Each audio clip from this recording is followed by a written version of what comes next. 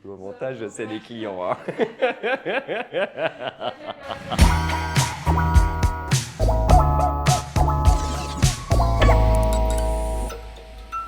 Du coup, je m'appelle Raphaël Lutz, je suis designer et fondateur de Studio Raphaël Lutz, Hyperactive et Designer Stable, et nous sommes basés à Renan. J'ai lancé mon bureau en 2012, droit derrière mon diplôme en fait à l'ECAL. J'avais intégré un peu en forçant le passage un incubateur de start-up créative qui avait été lancé par mon ancien professeur de design. Et je me souviens, il ne voulait pas de moi. Et je me suis imposé en disant, mais vous avez besoin d'un concierge, vous avez besoin de quelqu'un pour vider les poubelles, faire le ménage.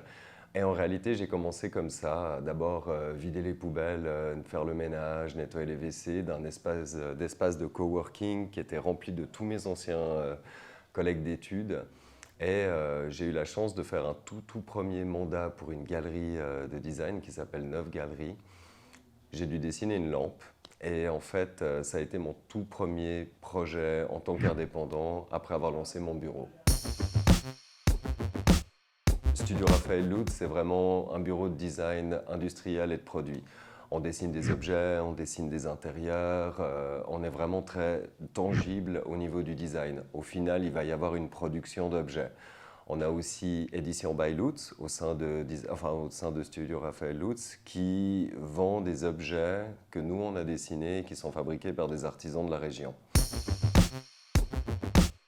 Alors la patte au bureau chez nous, elle est très orientée détournement des techniques industrielles de fabrication.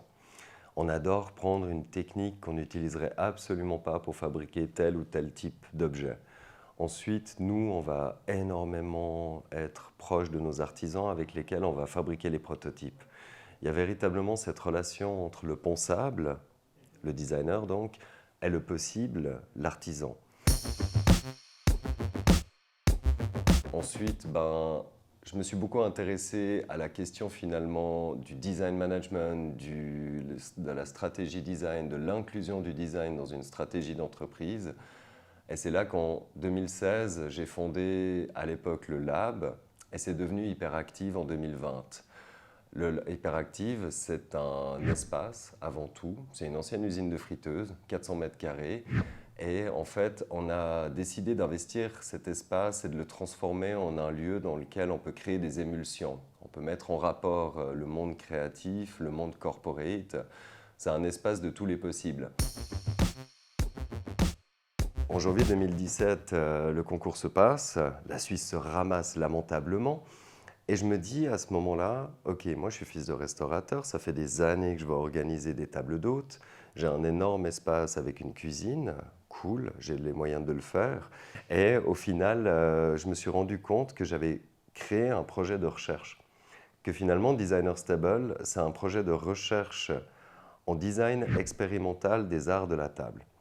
Pour aller plus loin dans la démarche, ce qui m'intéressait, c'était d'interroger finalement cette relation entre un humain et son repas au travers du médium que sont habituellement les services de table, l'assiette, et de voir comment en changeant un tout petit détail dans cette gestuelle de l'acte de manger, comment est-ce qu'on pouvait augmenter l'expérience du repas par le design.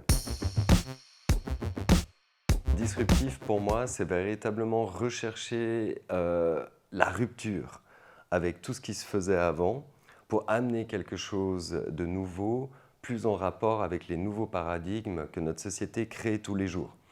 Alors le Covid a été le meilleur exemple de tous les changements de paradigme et croyez-moi qu'il a fallu être totalement disruptif sur tous les concepts possibles et imaginables qu'on avait proposés à nos clients en 2020 et 2021. Et en fait, beaucoup d'entreprises se sont rendues compte de l'importance de tout d'un coup devoir changer de route, de pivoter, de se dire « Oh merde, ce qu'on est en train de faire aujourd'hui, ça ne marche pas du tout, ça ne marche plus du tout ».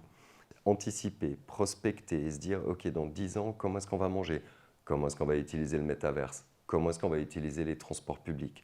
L'énergie, par exemple. Ça, c'est notre prochain défi. »